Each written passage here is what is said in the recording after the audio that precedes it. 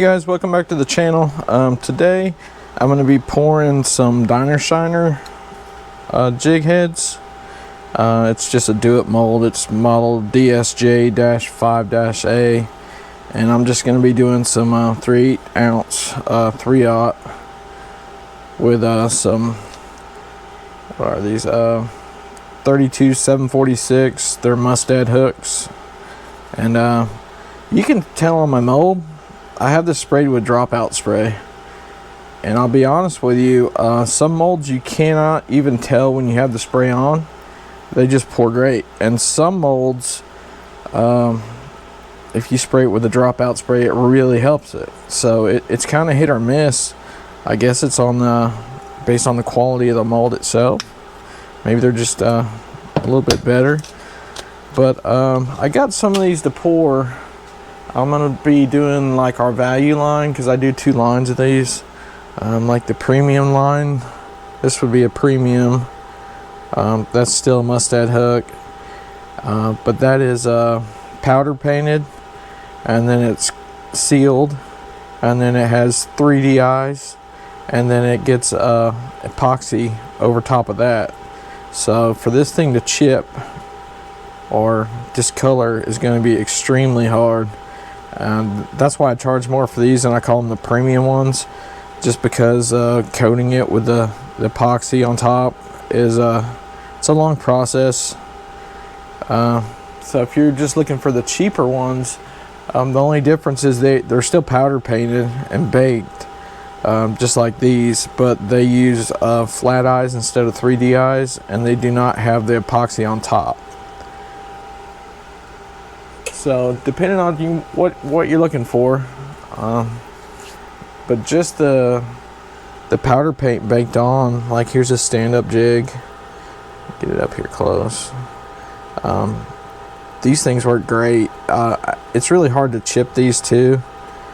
When I put on 3D eyes, the eyes get so expensive. You want to put something else on top of it so that those eyes don't fall off.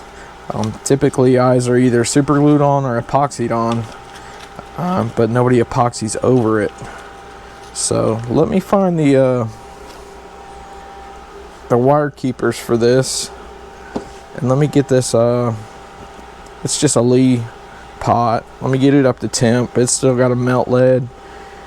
I have a fan going, so I'm trying to use the mic with the whiskers today to see if it'll cancel out that fan noise, but it's super hot in here. And we'll come back as soon as this is ready to pour.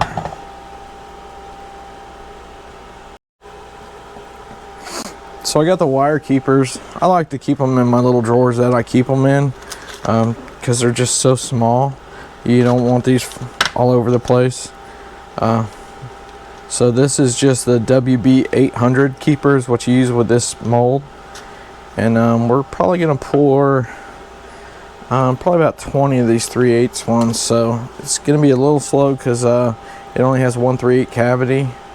It's not a production mold. I would rather take a little more time and be able to do multiple sizes than all of one size and have to buy a mold for each size.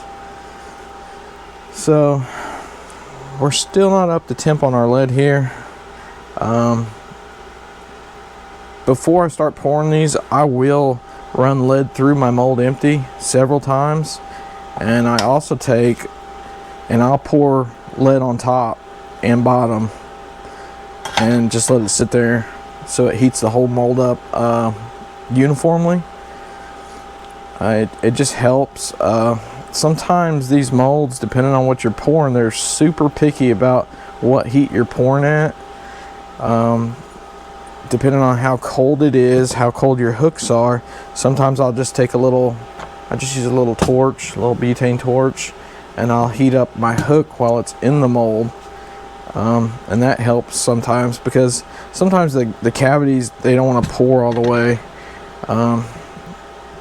I can't remember, it's been a while since I poured this mold because I made a whole bunch last time, what this one does, but we're about to find out. So I will run some hot lead through here before I bring you guys back, so you don't have to watch all that, because it takes me a while. I probably run 6 to 8 through the holes itself, and then I'll probably do the outsides twice a piece. So I'll be back in a minute. Okay, we're back. I think I got this thing warm enough. I do remember now that this entire mold pours excellent except for the 3/8. I have a little bit of problems with it.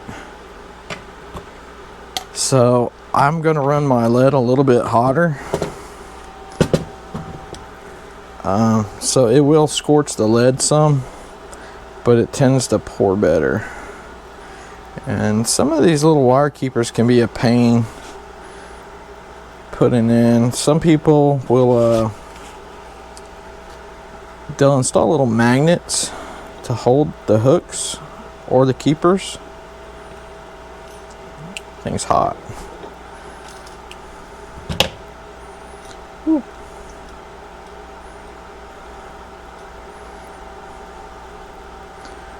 So here's where the problem comes in, is depending on how long it takes you to get these in, your mold can go cold. So sometimes I'll just hit the cavity itself with my gun. I won't really heat that hook up much. I don't think I need it.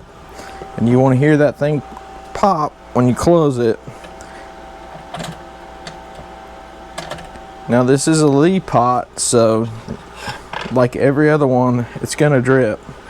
I don't stick something in there each time. I just use this little ingot mold to catch it, and then I'll grab it and throw it back in.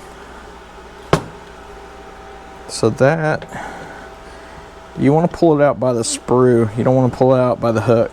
If you pull it out by the hook, it loosens the hook in the wire keeper up in there. So that one poured good. There's the 3/8 dinershiner. I don't know if it's picking that up. So nothing on the hook. Sometimes it gets up here and flashes on the little hook eye, but it didn't. And then some people cut the sprues off as they go. Some people will just pull them off. I cut them off. I just do it all at one time. I'll cut them off and then I'll file them down.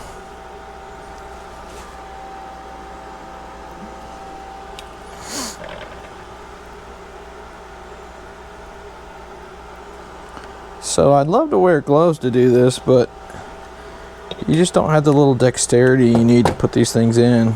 I just kind of drop it in.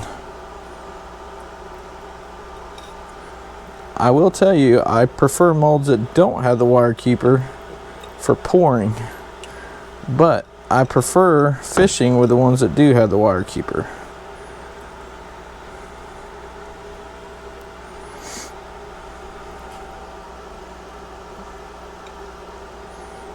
And it also doesn't help that my eyesight is not the best.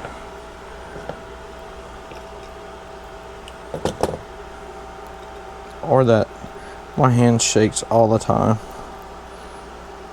I could not be a surgeon.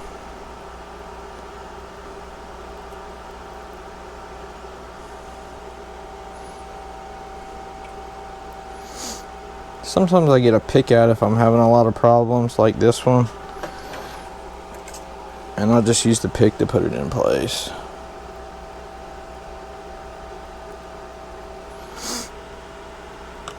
Let me get you a close up. You can see. So let's use this. Here's the little wire keeper. It just comes back here and it goes down, and it has a little loop on it that loops over the hook. It helps hold it in place.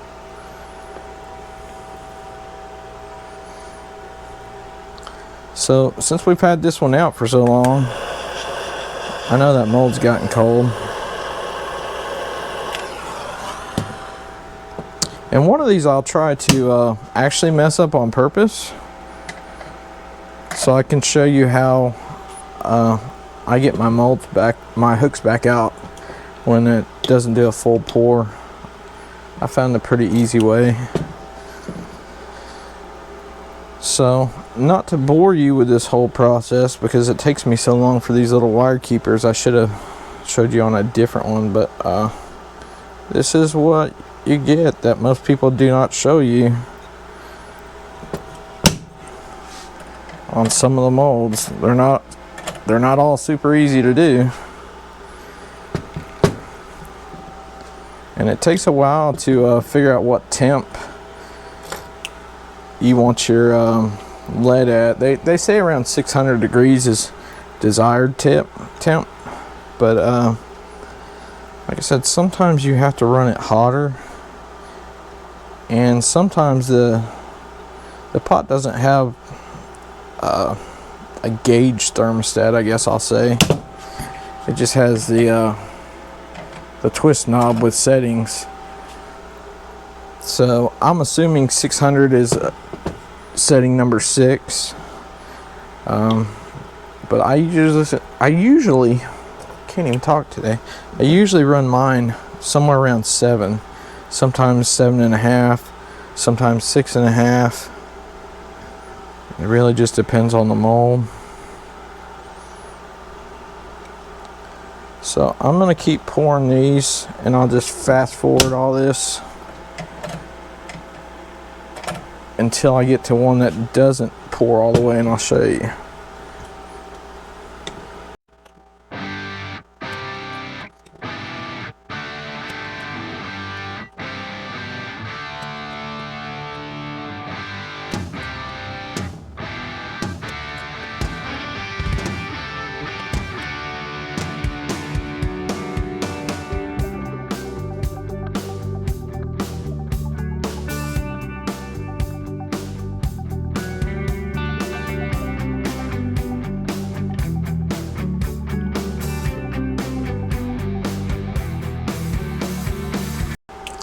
Okay guys, this is the last one, so I'm going to try to mess this one up.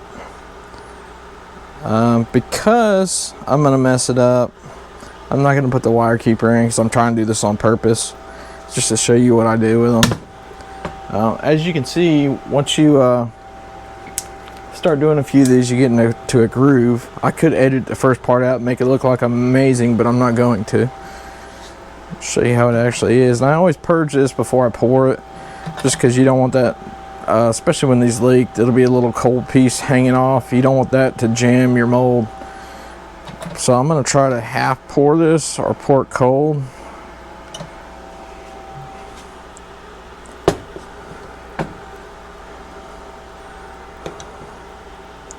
Really, even trying to pour it cold, because I got my temp up so high, it poured perfect. But I don't have a wire keeper in there, so I'm going to show you what I do. So I take this. Oh, and I forgot to mention, a lot of people will tell you it's your lead heat, or your soft or hard lead, when it doesn't want to pour right. A lot of times it is temperature, but sometimes if I put more lead in there, that pressure allows it to come out the bottom faster, I believe, and it can solve some of your problems. So when I have one that's messed up, I just grab it. That thing's super hot, so I'm trying to grab it right. And I'll hold it over my ingot mold. You can do this even with the wire keeper in. You just hold it over one of these runners here and just heat it up, and the wire keeper will fall on one side and the lead will fall on the other, and your hook's going to stay in your pliers. Just like that. That is the easiest way I have found to get your stuff back and reuse it. So I gotta be super careful when I put this one back in, because she is hot. Whoa, she doesn't want to cooperate. The hooks don't stay hot for long. They cool off very fast. But I don't want to take a chance. I forgot to tell you on the on my value line of these, that these right here are the premium ones I'm doing that are going to get epoxied.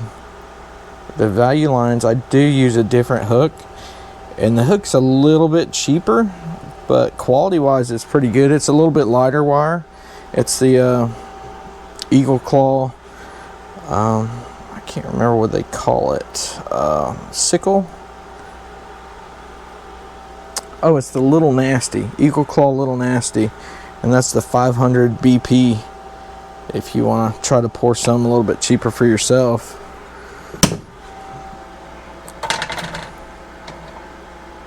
I can go get one and pour it and show you. So there we go. Those are all done. Let me go get one hook, one Eagle Claw.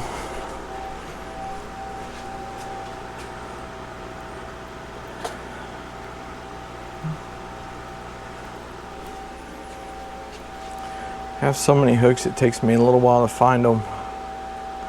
I try to label everything, but then you got so many labels, you got to read through everything.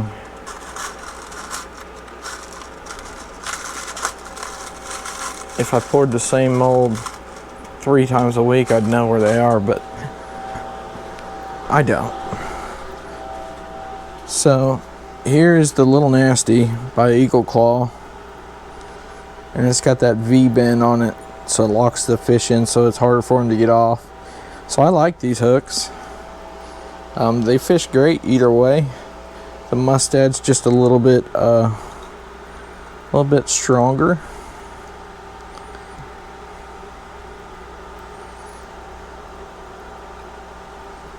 But as you can see right there, it fits the mold perfect. Oops.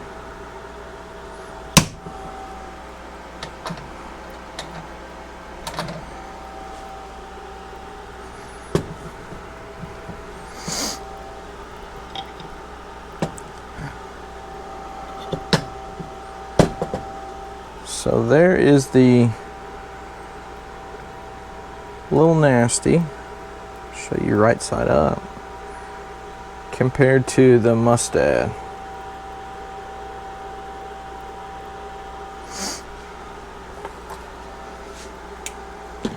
So I leave my pot running when I'm done, and then I take some little shears and I just cut these off. And you can just barely see something on the end right there. And so for the video, I'm not wearing gloves for this, but I like to wear gloves when I do this. I've handled lead before. I used to be a contractor for one of the phone companies, and we had to handle a lot of lead. And they make some great stuff. I need to get some. And that's all it takes to file it off. Now she's flush, she's ready for paint. But they make some, it's like a liquid glove that you put on your hands before you put your gloves on, just as a secondary precaution. But I actually really like that stuff. It works great. I need to get some. I can't remember the brand it was that we used. But I've spent many hot nights in Florida pulling lead cable in full Tyvek suits with respirators, gloves on. You talk about being hot, that is hot.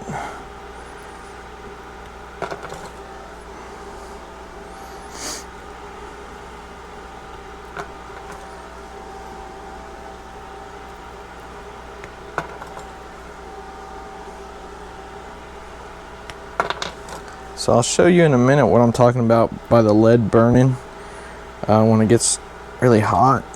It's really burning off impurities. But I'll show you what it looks like.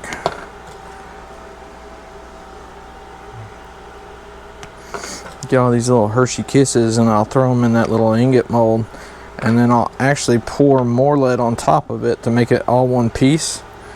So it's a little bit safer to put back in your pot instead of just throwing Hershey Kiss after Hershey Kiss. You're just sticking one big piece in there for it to melt, so you have less chance of it splashing on you.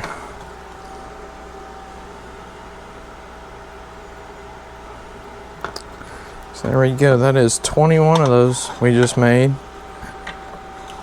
Let me show you what I'm talking about with the burning before I do this. You see how it's all brown?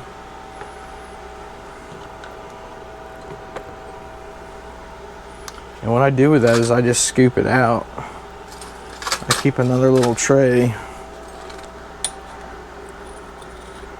and it comes out pretty easy. I try not to waste the lead, so when it comes out I get only the I don't know what you would call it, slag. And you definitely want to do this in a well ventilated area. I'm in the garage, I got the door open, I got a fan going. I usually do wear a mask.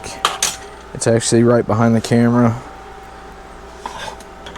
And I have a Tyvek suit if I'm going to do a lot of it, because I don't want it all over me, especially if I'm going to file a lot.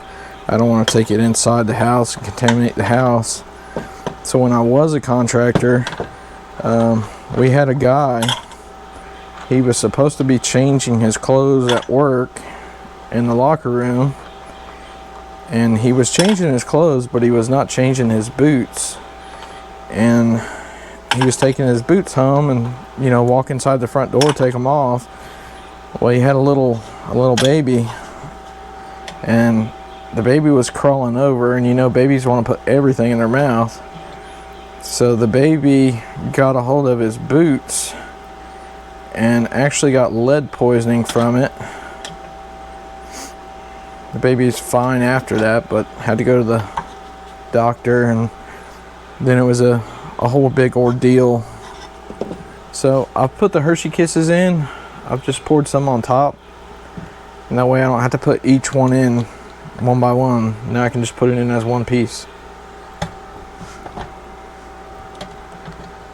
So I do this every time I pour, because I'll take this, I'll remelt it all back down, and I don't like to leave a lot of lead in my pot. That way next time, seems like the pot heats up faster if you don't have a whole bunch of lead in it. So I'll have this thing basically empty each time. So I'll pull the cord, because this doesn't have an on-off button, and I'll let that melt, and then I'll pour these ingots full.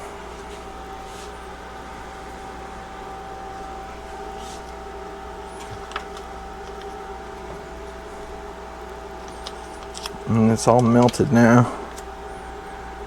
Let me put these little keepers back. I usually just pull them out of the little bin over there. I'll dump them into the bin, but I was trying to do it quicker, so I pulled them out on this today. So we're all melted,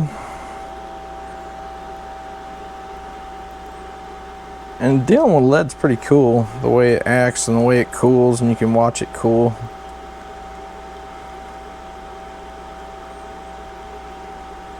You'd be surprised how many telephone cables underground are lead sheathed, which most companies are doing away with that. But back in the day, when they had to repair a line, they had to splice it, they would go in the manhole. Anytime they were joining two cables, they had to put a splice on top of the lead cable. So they were sitting there, and I think this was back before everybody knew how bad lead was, and they weren't the safest with it, let's say, but they were actually melting lead in the manholes to pour in on the splice sleeves and breathing it all in. And of course they had a little cutter. It's kind of like a carpet cutter, kind of like a little hook, and they used it on everything, so they always had like lead contamination on them, all the phone workers or subcontractors. So we've got all our ingots poured, and when this cools off all the way, it takes a little while for it to cool. Like the surface of these is cool, but it's not good enough yet. I'll just dump it over and smack it, and all these will come out. And I have a little container I put my lead in so I can close it up. Let me go put this mold up.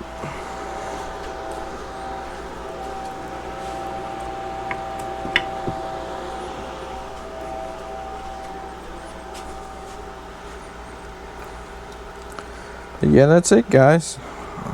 It's 21 of these just that quick.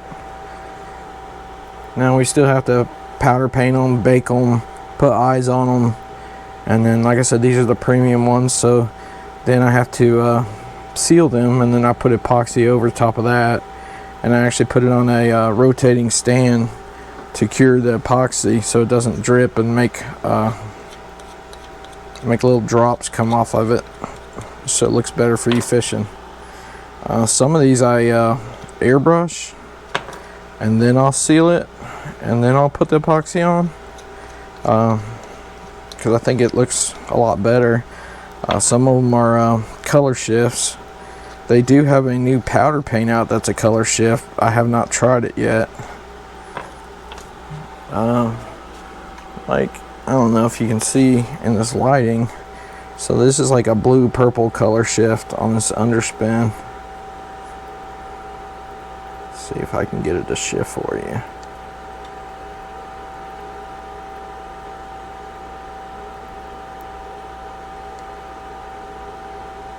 I don't know if that picked it up or not, but anyway, that is airbrushed and then epoxied over. So this video will probably go out tomorrow, which is Memorial Day, and my 10% off code will be good until 1 a.m. on Tuesday. So if you want to go on the website and pick some of these up, we're having a special on them. But until next time, guys.